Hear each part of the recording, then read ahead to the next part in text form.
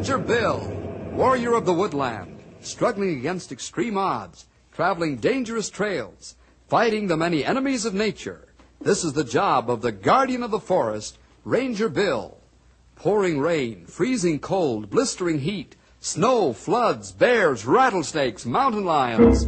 Yes, all this in exchange for the satisfaction and pride of a job well done.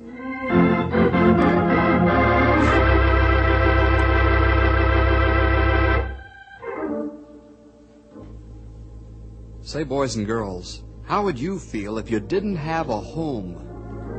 What would you do if your father and mother were suddenly taken away to be with the Lord?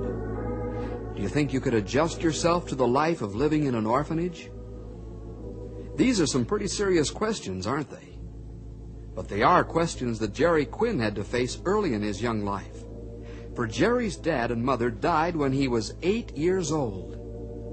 To learn how Jerry overcame his problem so that everything worked out happily, listen to the story of the Man of the House.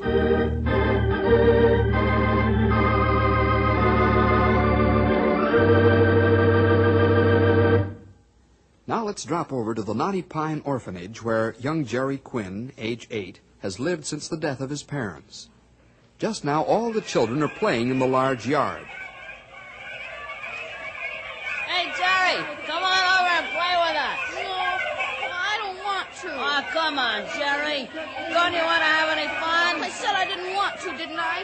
Just leave me alone, I said. If I want to play, I will, and if I don't want to, I don't have to. Okay. See you later, Jerry. Hey, guys, let's play Red Rover.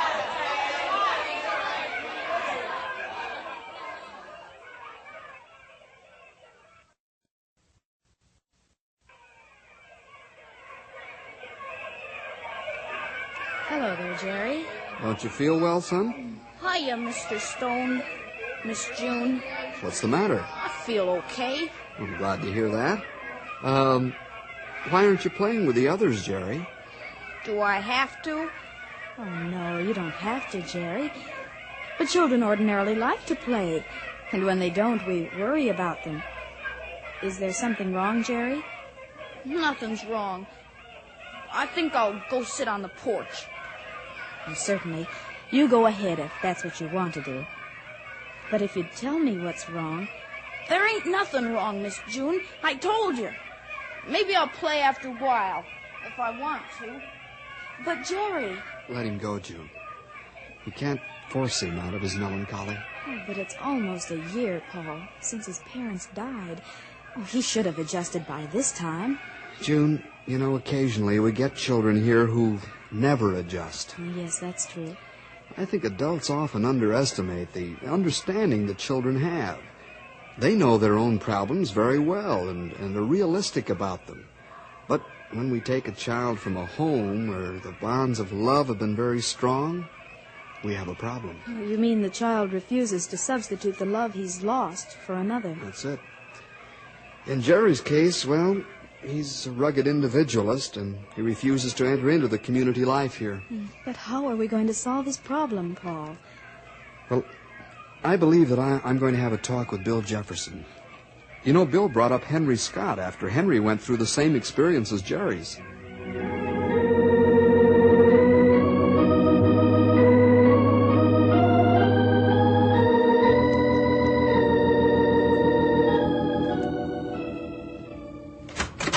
Ruth, I'm home.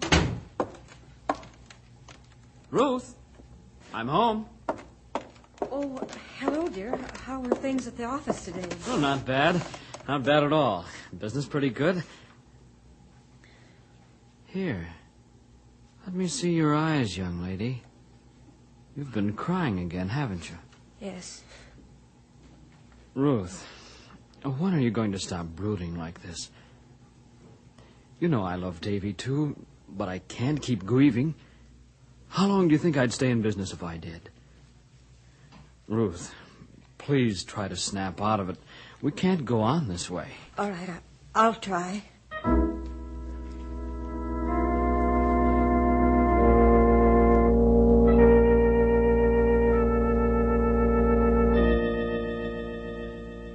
Stumpy! Where's Bill? Well, Mr. Stone, let me scratch my head a little. The brains work better when I do that. Oh, yes, he's out in the stable. Oh, thanks, Stumpy. Say, what are you doing? Watering the lawn the hard way? Nope. The stuff in this here tank is weed killer. You just spray it over the lawn and it kills the weeds. Does it work? Yeah, I'll say it works. Best weed fertilizer you ever saw. Real weed vitamins. We got the healthiest weed crop in the country. Stumpy, you're pulling my leg. No. You see, this is the way it works. The weeds grow like crazy for several days, and then drop dead. How come? They can't stand the prosperity of being fed so well. Well, I'll see you later, Stumpy. I'll go talk to Bill.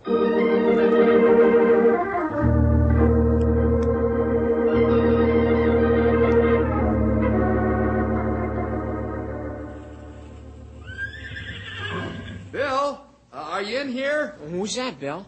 Paul Stone from the orphanage. Come on in, Paul. I'm down here in the middle of the stable.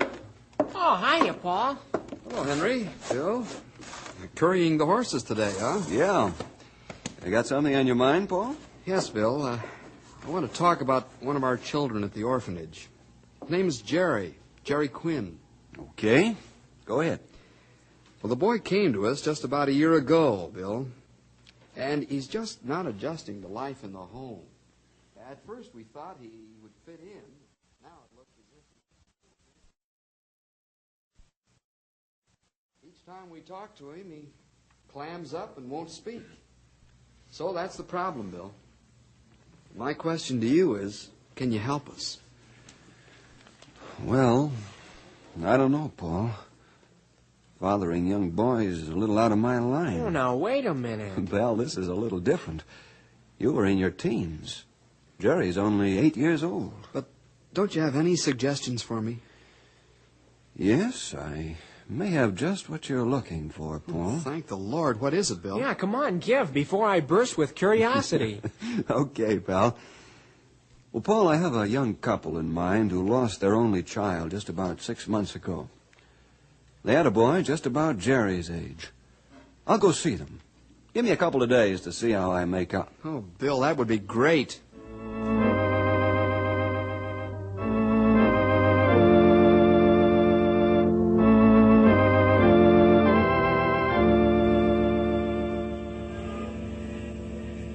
Say, Fred, just a minute. Oh, hello, Bill. How are you? Good. I was on my way over to see you. Me? Well, what about? I'll tell you over a cup of coffee. We can talk better over in the coffee shop. Sounds like a good idea.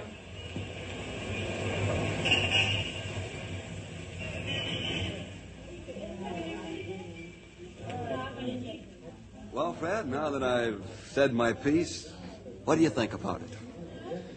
I don't know, Bill. You don't think too much of the idea? It's not that. It's Ruth, you see. I don't know how Ruth would react, Bill. She's still brooding over Davy's death. She refuses to snap out of it. I see. You wouldn't care to discuss Jerry with her? I'm interested in the boy, but I don't think Ruth would be until she gets over this mental depression. Of course, that might prove to be the solution to your own problem as well as Jerry's. Be good for Ruth to have Jerry around. Bill, you've got something there. Maybe Jerry's the answer to my prayers. I'll talk to Ruth about it tonight.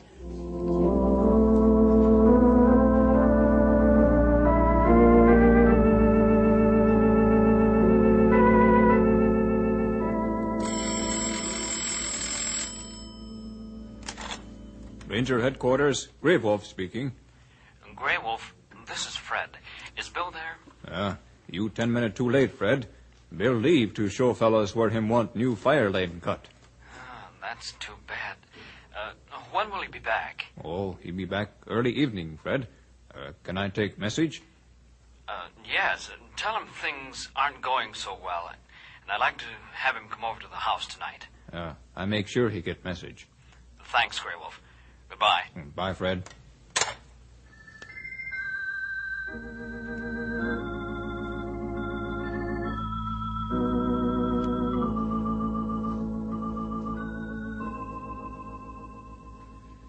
And that's about the whole story, Ruth. Jerry's a good boy, with a mind of his own, of course, but good at heart, a real boy.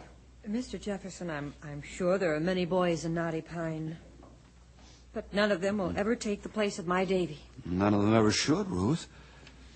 But isn't it possible that Jerry could take another place in your heart? Never. I have no more love to give, and I don't want to hear another word about it.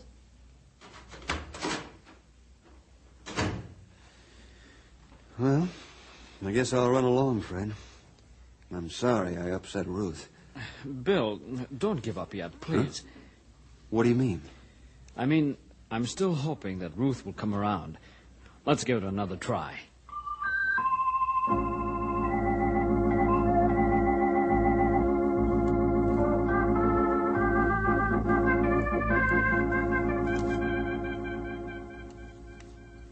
Grey Wolf, I'm going over to the orphanage to visit Jerry. Want to come along? Want to? Plenty glad to, Bill. Maybe we share Jerry, huh? Yeah, that's what I had in mind.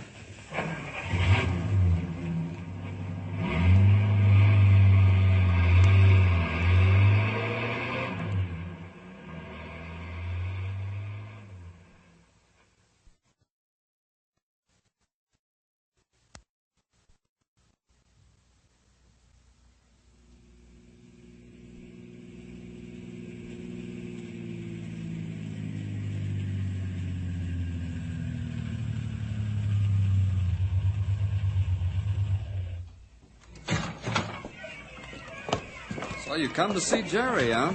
If we could, yes, Paul. It's out of the question to place Jerry with Fred and Ruth Starley, huh, Bill? Looks like it.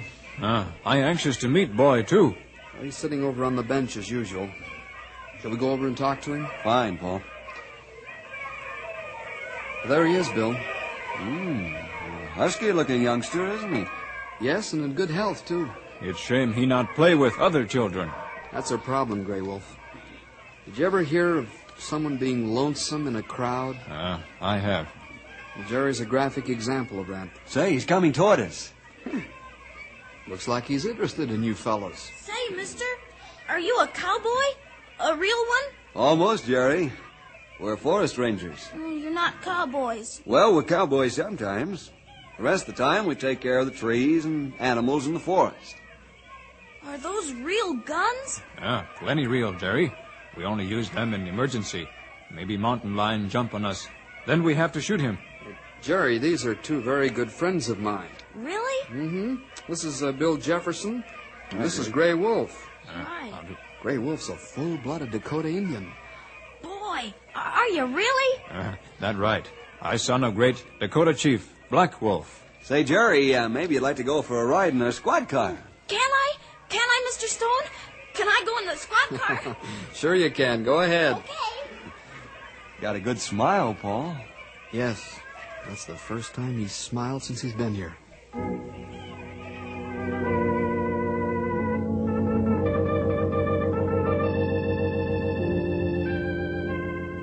Have you decided what you're going to do about Jerry, Bill? What do you mean, pal? Well, I mean, we still haven't found a home for him. Henry's right, Bill. We can keep taking the boy for rides, but that isn't finding a home for him. That's what he needs most. I don't know yet, fellas. Perhaps Jerry and I had better take a ride after supper.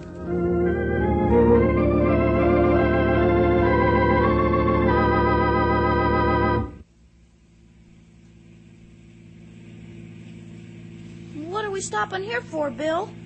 An old friend of mine lives here, Jerry. See, he's fixing his lawn. I'd like you to meet him. Okay? Sure. Out you go, Jerry. Hello, Bill. Hello, Fred. How's the lawn coming along? Oh, not bad, Bill. In fact, I'm rather proud of it. Yeah, it looks fine. Fred, I'd like you to meet Jerry. Jerry, this is Fred. Jerry. How are you, Jerry? Okay. Say, Pepper, how'd you get out? Because I let him out, that's how. There's Ruth. Jerry, take Pepper around back and play with him, will you? Sure. Come on, Bill Jefferson, you've got your nerve bringing that boy around here. You did it deliberately, didn't you? Well, I must admit that You leave right now, Bill Jefferson, and take him with you. And don't come back. I'm sorry, Ruth. I was only trying to help Jerry and you find happiness. That's none of your business. Now leave us alone and don't ever bring that boy here again. Oh, I'm sorry, Bill. I didn't mean to. It's all right, Fred. You see, I've really got an interest in that boy. Grey Wolf and I went over to the orphanage, and the kid thought we were cowboys. I've just seen the boy for a few minutes. I'm sure he's really a nice lad. I'd not give up hope yet. Maybe I can talk to her some more. Well, I'll take Jerry, and we'll go back to the orphanage. Jerry! Jerry! Come on, we got to run along. He's probably around the back playing with Pepper. Let's go back and see, huh?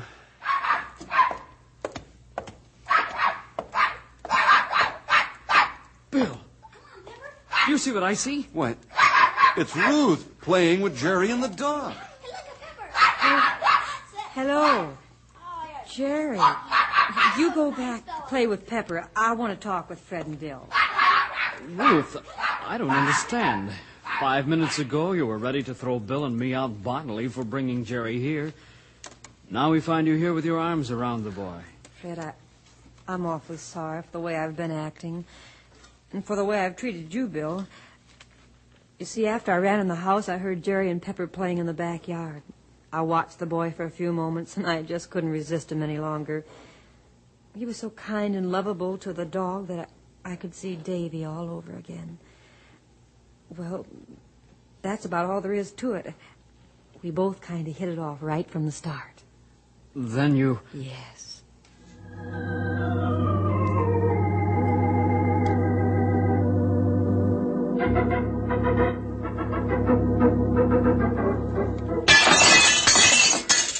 Jerry!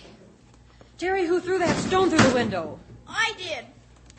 You did? But why? Because I wanted to. You wanted... You march right into the house, young man, this instant. How many times do I have to tell you?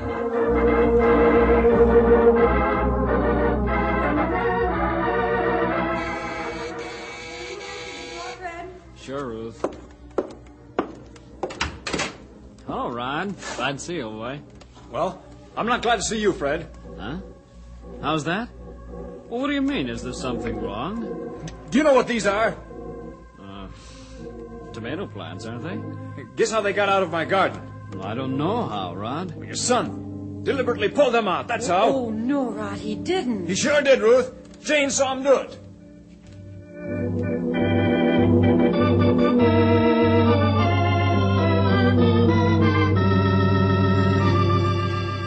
That's a Buck's alarm at Willow North Street. Let's roll, boys.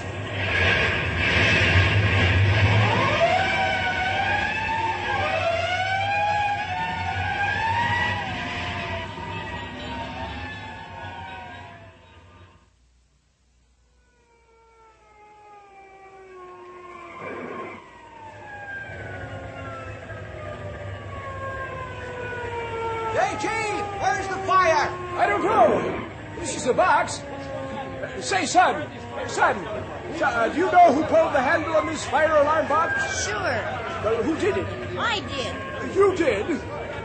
Well, why'd you do it, son? Don't you know false alarms are dangerous? Sure. Well, then why'd you pull the alarm? Because I wanted to.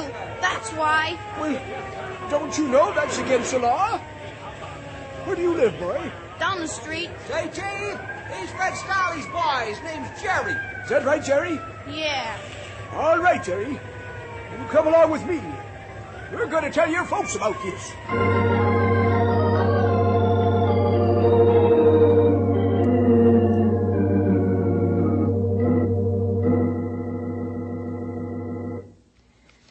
I don't know, Fred. I'm almost at the end of my patience with Jerry.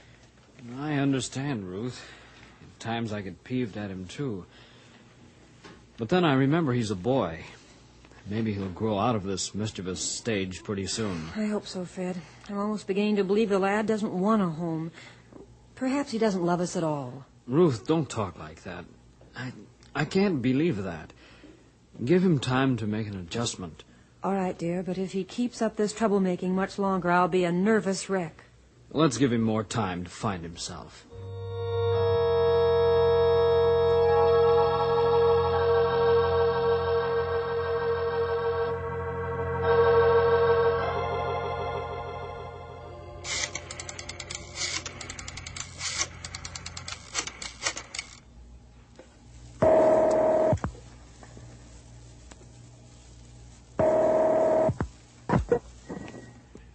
Fred Starley speaking. Fred, this is Bill. Hello, Bill. How are you? Just fine, thanks. How's Jerry? Well, not so good, Bill. Huh? Is he sick? No. Oh, he gets into more trouble than a barrel of monkeys. And that gets us into it, too. Is that right? Any particular reason why, Fred? I can't think of any, Bill. We've tried to be good parents without spoiling him. I wish I knew the answer. No, it's probably some adjustment he still has to make. That's what I told Ruth. Maybe you could find out if you talk to him, Bill. How about if I come over this evening, Fred, and have a talk with Jerry? That'd be swell if you could make it. Frankly, we're at our wits' end.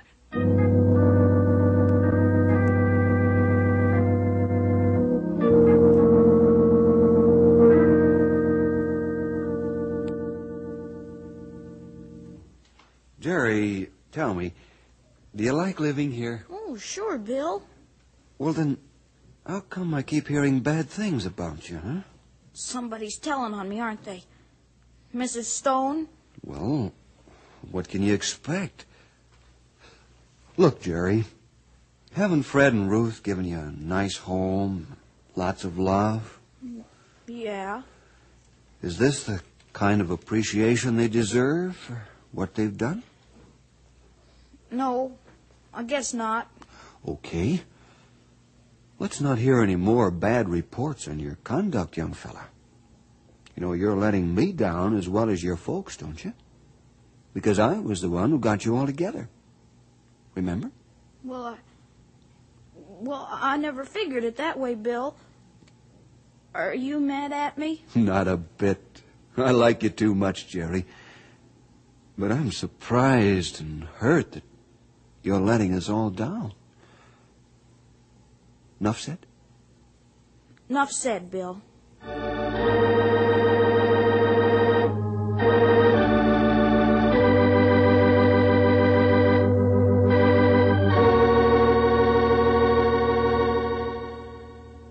Jerry, I've got to go out of town on business for a few days. Well, how long are you going to be gone, Dad? Oh, about 3 days. And, son, keep out of trouble while I'm gone. Understand? Sure, Dad. I will. One thing more, Jerry. Take good care of your mother, because you'll be the man of the house. Okay. I'll take care of things.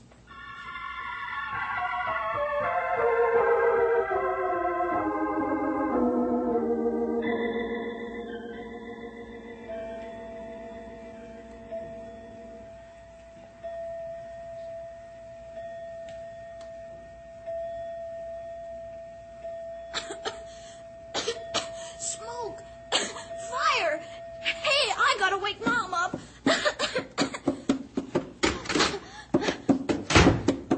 Mom!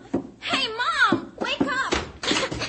Hey, Mom, the house is on fire. What's the matter with you, Jerry? Are you having a nightmare? No, the house is on fire, Mom. What? Are you sure, Jerry? Sure. Come on, Mom, there's smoke in the hallway in my bedroom, too. Now, let's try to be calm. Well, I'll call the fire department first, huh, Mom? I know how. Yes, you do that while I get some things on.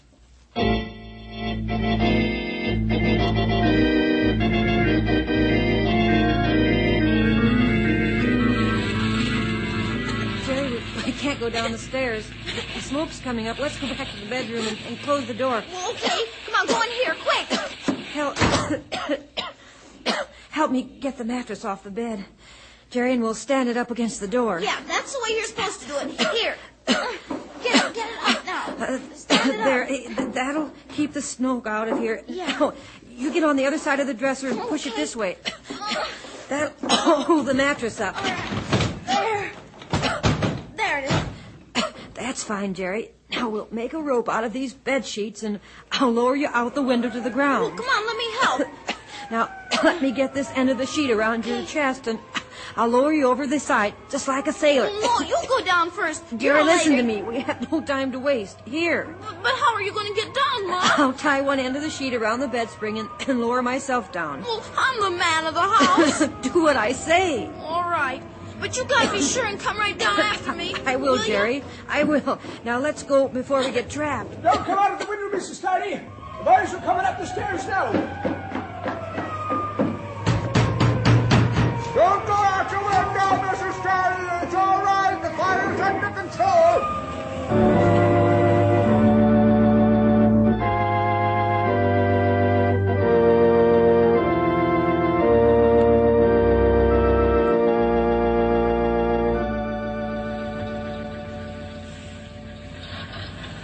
Thank the Lord it wasn't serious, Jerry.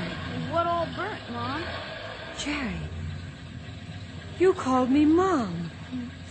That's the first time since you've been with us that you've called me Mom. Well, you are my mom, aren't you? Oh, you mean you want me for your mom? I wouldn't have anybody else. Oh, Jerry, you little rascal. I could squeeze the daylights out of you. You've made me the happiest mother in the whole world. Mom, I got some news for you. What's that, son? I ain't going to be bad no more. And that's a promise. Oh, wonderful, Jerry. I'm so proud of you. Wait till your daddy hears this. He'll be so proud of you, too. And you won't send me back to the orphanage? Of course not, son. This is your home, right here with us.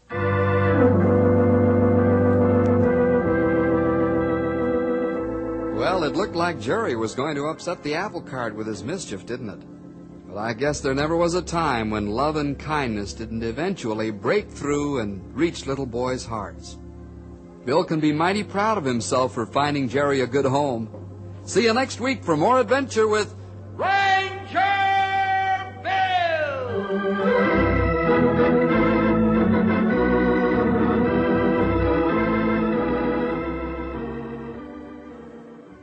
Hi again.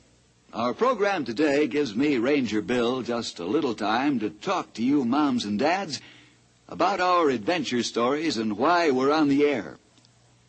We all know that every time a boy or girl listens to one of our programs, he gets some impression of the Christian life and the character of the people involved. So we must be constantly alert to guard the image that's presented, to make it realistic and truthful, neither setting up false ivory tower heroes for fellas and gals to aspire to, or creating the impression that Christianity is an impossible goal in this day and age.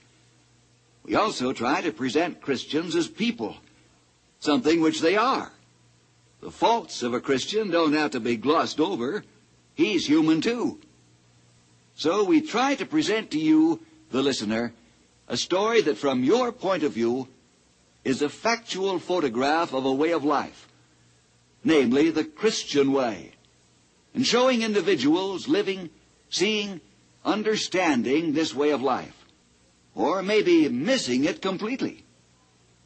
Let's all be honest before God so that truth can survive, and our young people will turn out to be the good citizens and real Christians that we want them to be.